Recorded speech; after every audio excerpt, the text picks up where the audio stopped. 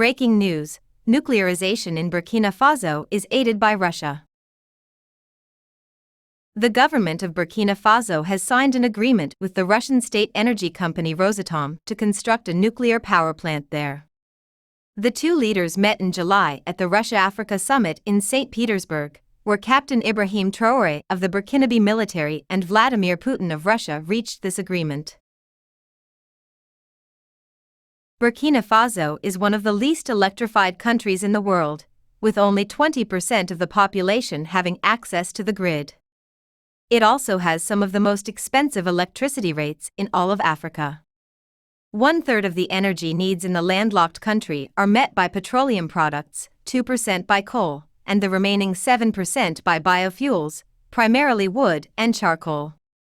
By 2030, the Burkinabe government aims to provide 95% of urban residents with access to electricity and 50% of rural residents with access by building a nuclear power plant. Moscow and Ouagadougou's relationship would be strengthened by the plant as well. Traoré, who came to power in a coup only a year ago, is in need of aid as he fights Islamic militants with ties to Al-Qaeda and the Islamic State.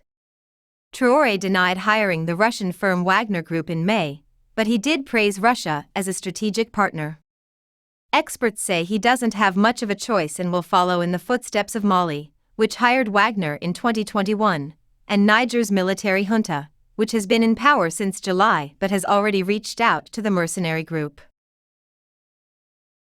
In the meantime, Moscow is looking for African allies to help rally support for its side in the Ukraine conflict.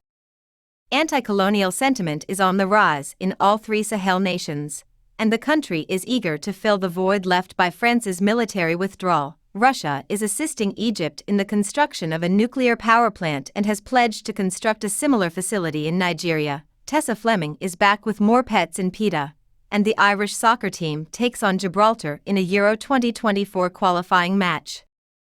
Jamie Oliver's new show is called Jamie's 5-Ingredient Meals.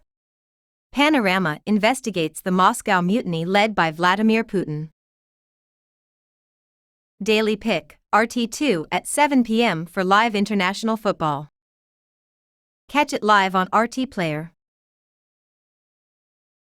Gibraltar will host Ireland at Estadio Algarve in Faro, Portugal. Kickoff, 7:45 p.m., marking the end of football's international break for the boys in green. Mikey Johnston, Evan Ferguson, and Adam Ida scored for Ireland as they defeated the Scots 3-0 in June at Aviva Stadium. Despite the fact that Stephen Kenny's men have had a hard time winning games in a tough group that also includes France and the Netherlands, they will settle for nothing less than a resounding victory over the group's underdogs. Watch Panorama tonight at 8:30 p.m. on BBC One for Challenging Putin, Moscow and the Mutiny.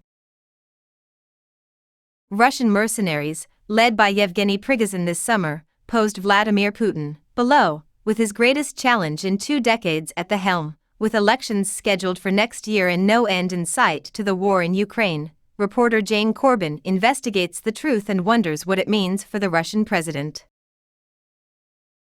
Showtime, 9:35 p.m., RT1, Secrets of a Delivery Driver. Catch it live on RT Player.